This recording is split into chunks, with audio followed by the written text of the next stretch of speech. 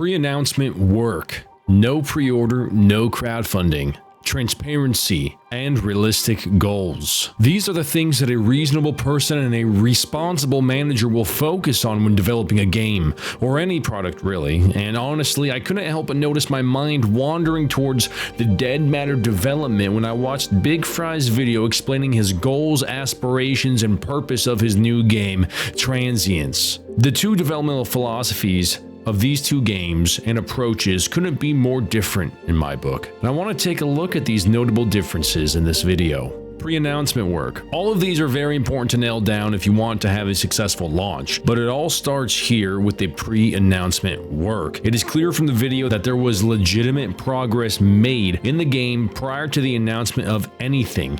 There's a lot of times where people come up with these great ideas and have such excitement about their idea that they just announce it before it's ready, and then it gains a small following and people watch it build up, and then it crumbles because it didn't have the support it needed. They didn't do the work beforehand to build a foundation. This pre-announcement development has fostered positive feedback from his community and others. This instills the idea that Transience is a passion project, and passion projects are not in it for the hype or the money. They are in it for the people, and to make an enduring form of entertainment that won't be easily forgotten. Compare this to Dead Matter, who has had about 5 years of development and is in more dire straits than Transience, even though it's only been in development for 6 months. Dead Matter showed footage of the game that they knew players would not be able to experience. They filmed the segments for the purpose of generating hype and keeping backers interested.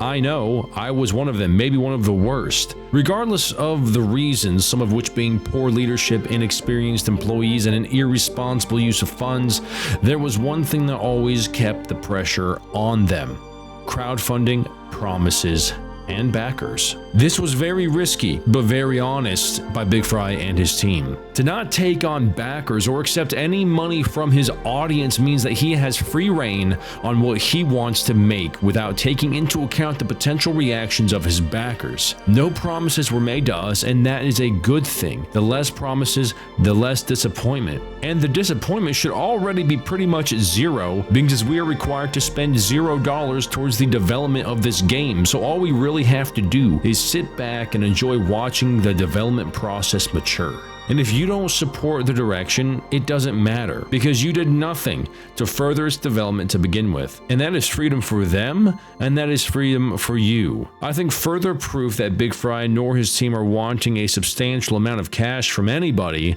is that the price point of this will be around $10 to $15. Of course, this isn't set in stone just yet, but if they do end up nailing that price in, this may be one of the most polished and affordable indie games on the Steam marketplace, and you pay for none of its development. We saw the opposite with Dead Matter. They made millions of dollars before the game even released, and currently, as of this video, it's still not released. They made stretch goals where they would lock some content behind a backer paywall, none of them being easy to develop or produce, by the way. They made it possible for individuals who found out about Dead Matter late to become backers as well. At every turn, they found creative ways to take your money. Much like most other indie game developments, however, there's a caveat. The amount of money they take from players, the more entitled and vocals the players become. Every time they fired and hired new developers, the game changed its quote direction end quote, and the backers were left ultimately with a game that they didn't support in its origins. By Bigfry subtracting the backers, yes, the development may go slower and it will cost him his own money and his team's money up front. However, he won't feel that pressure to appease the masses with something that isn't what he truly wanted to create. A developer never wants to become a puppet. I think that though this is a costly pursuit for him, it will pay off in the end, both financially and communally. Transparency.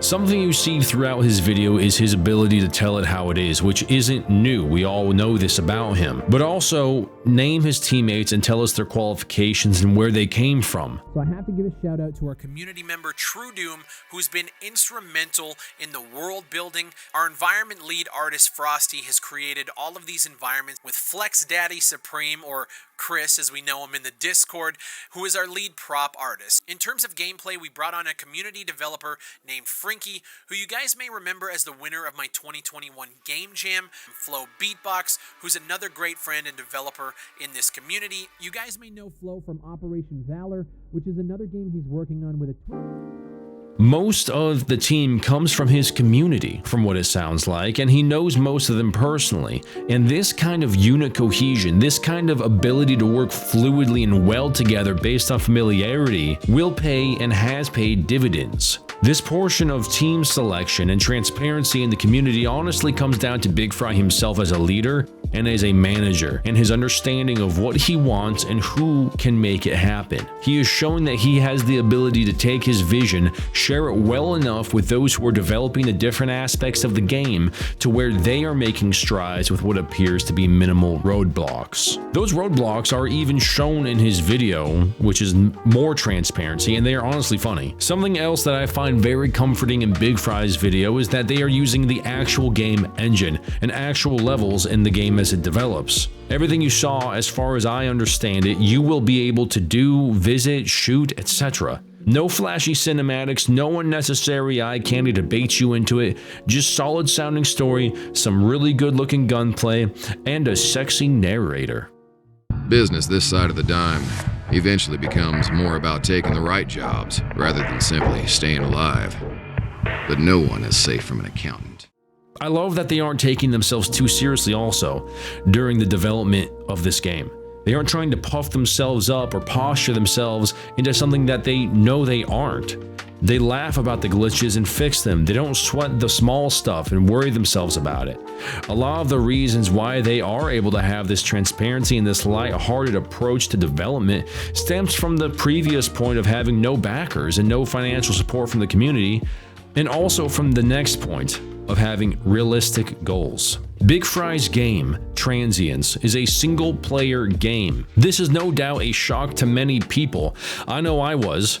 But though I was surprised, I wasn't disappointed. I always wondered why more indie developers in the survival/shooter space always dove headfirst into the multiplayer spectrum instead of focusing their efforts and minimal resources on a more manageable single-player experience. This is an insanely smart move by him and his team. Having a single-player game allows him to tailor-make the experience he is intending for the audience to have. He wants to tell a story and leave room for future expansions that may involve multiplayer, and that multiplayer he will be able to fund with the capital from this single-player installment responsibly. This is his first project, and he has reviewed probably hundreds, if not thousands, of indie shooters and indie games combined. He knows what happens to unguided ambition and passion, and him and his team have made the responsible call to focus their strengths into a curated and functional single-player shooter.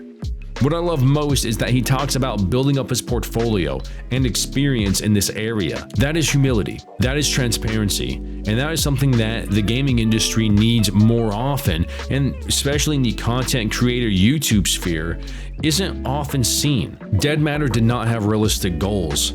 They were not transparent. They didn't have portfolios that anybody really knew about or even knew where to find. They didn't start small and go big. They didn't utilize the crawl, walk, run principle.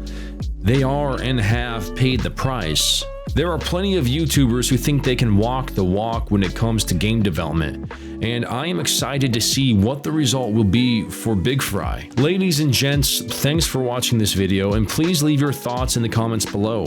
If you made it to this point, consider subscribing to catch more videos like this, and I will see you all in the next one. Path out.